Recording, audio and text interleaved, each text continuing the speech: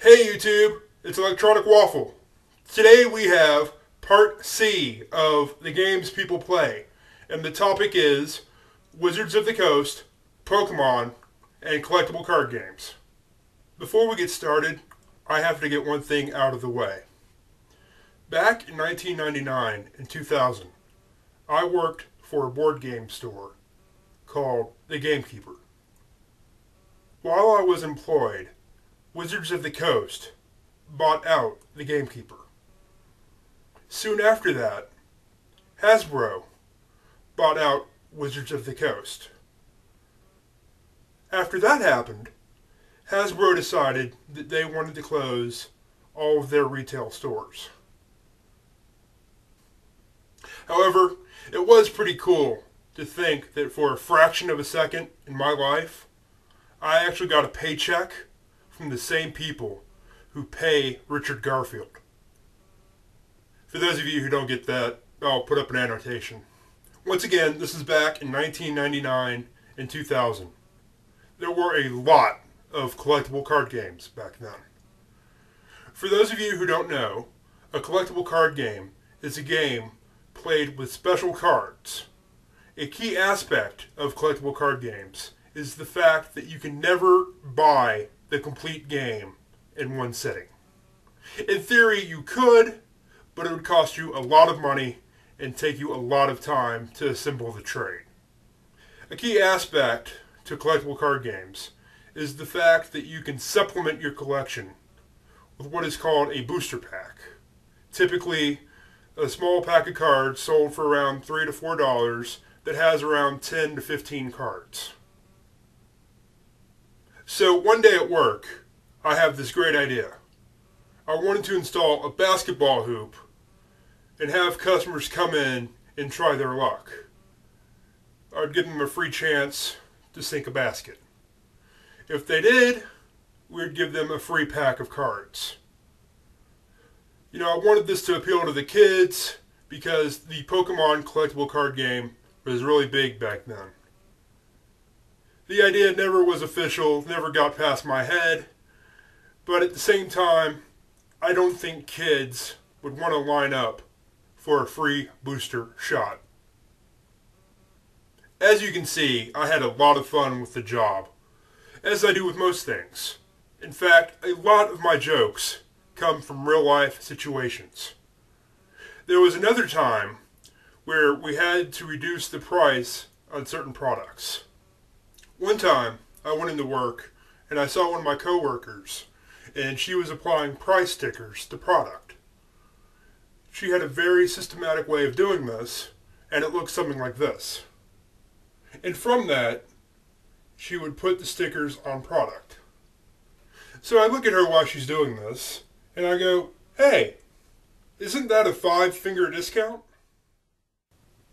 After I applied for the job, the assistant manager looked at me and wanted me to come back in tomorrow so I could learn how to play Magic the Gathering and Pokemon.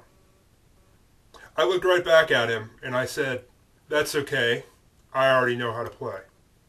Yeah, I will admit to owning Pokemon cards and the like, but I'm trying to repress that memory. Bad times. You might remember, Pokemon were huge back in 99, 2000. But I'm trying to think about why that was. It's not an original idea. Pokemon.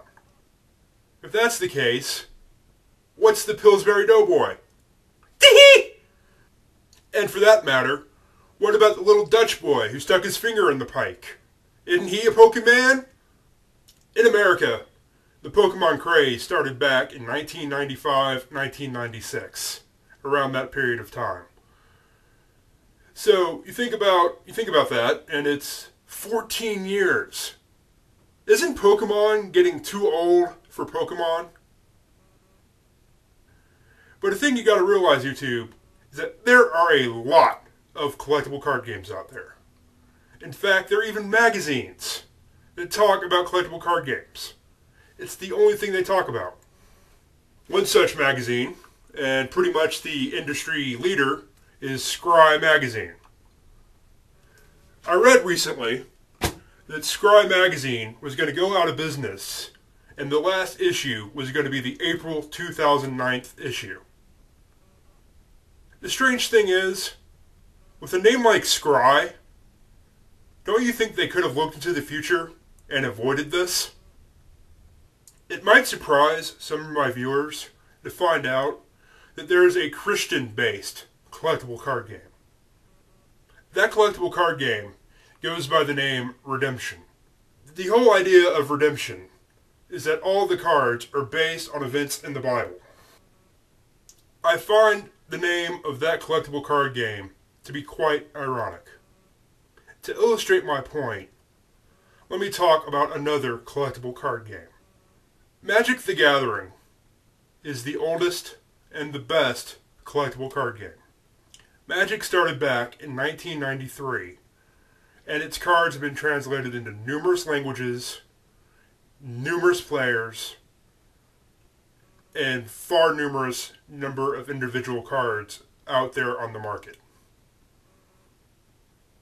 With that population being so huge, the resale value is tremendous. Okay, let's go back to the other joke now. Okay, so yes, I don't get why Redemption is called that. Its most expensive card on the resale market, Faithful Servant, is $75. How does that compare to Black Lotus from Magic the Gathering at $2,000? Redemption? I hardly think so. For those of you who actually want to know more about Magic the Gathering, you can visit this link, or you can actually type in Magic the Gathering into YouTube or Google. I'm sure you'll find something. I was going to make a joke about Magic the Gathering, but after all this fun, I'm all tapped out. That was part C on the games people play.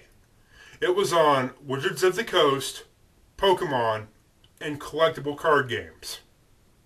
Part D will be on Dungeons and Dragons.